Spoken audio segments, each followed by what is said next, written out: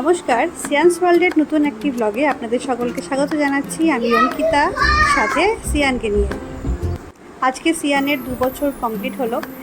আগের ব্লগে আপনারা সকলেই দেখেছেন সকাল থেকে রান্নার তোড়জোড়, আর সেই রান্না এখন কমপ্লিট করে সাজিয়ে গুজিয়ে আমি রেডি করে রেখেছি। আর সঙ্গে অবশ্যই সবাই আমাকে সাহায্য করে। সিয়ানের বয়স অনুযায়ী আর খাওয়া অনুযায়ী অনেক কিছুই রান্না হয়ে গেছে আজকে। ও এত কিছু খায় না, কিন্তু সাজিয়ে গুজিয়ে দিতে তো ভালো লাগে, তাই জন্য এত কিছুর আয়োজন। জন্মদিনের দুপুরে পরার জন্য গড়িয়াহাটের কিন্নরি থেকে এই পাঞ্জাবি আর ধুতির সেটটা আমি সিয়ানের জন্য কিনেছিলাম। তো আজকে সিয়ানকে সুন্দর করে পরিয়ে সাজিয়ে গুজিয়ে দিয়েছি।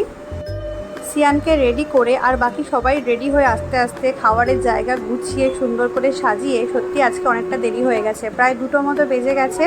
এখন একে একে দাদাই, দাদু আর বাকি সকলে সিয়ানকে আশীর্বাদ করছে, পায়েস খাওয়ানোর চেষ্টা করছে, কিন্তু সিয়ান খেতে চাইছে না, কারণ সিয়ানের এখন ভাত খাওয়ার সময় পার হয়ে গেছে। তো ওর খিদেও পেয়ে গেছে, তাই চুপ করে বসে বসে একটু পাঁপড় খাচ্ছে।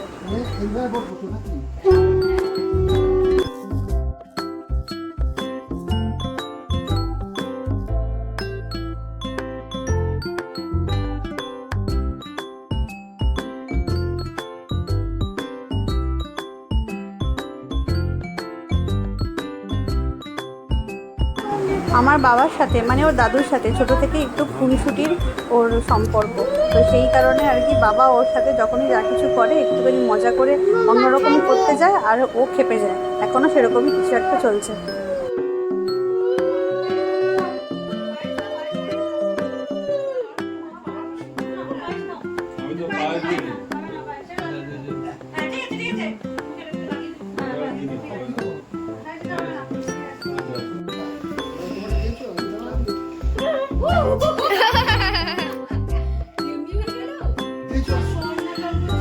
আজকে আমাদের স্পেশাল গেস্ট মানে সিয়ান খুব একটা আর কি মুডটা এখন ভালো নেই, খিদে পেয়ে গেছে, তাই সবাইকে খুব একটা টাইম দিচ্ছে না আশীর্বাদ করার, তাই ঠাম্মি আর দিদুর দুজনে একসঙ্গে আশীর্বাদ করে দিচ্ছে।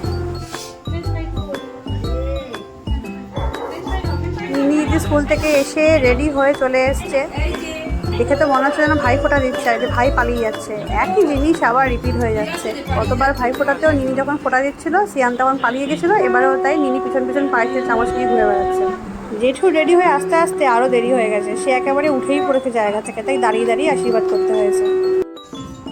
সবার আশীর্বাদ করা কমপ্লিট হয়ে গেছে, এবার সিয়ানকে আমি খাওয়াতে বসিয়েছি, কিন্তু সিয়ানের ড্যাডি এখনও সিয়ানকে আদর করে যাচ্ছে।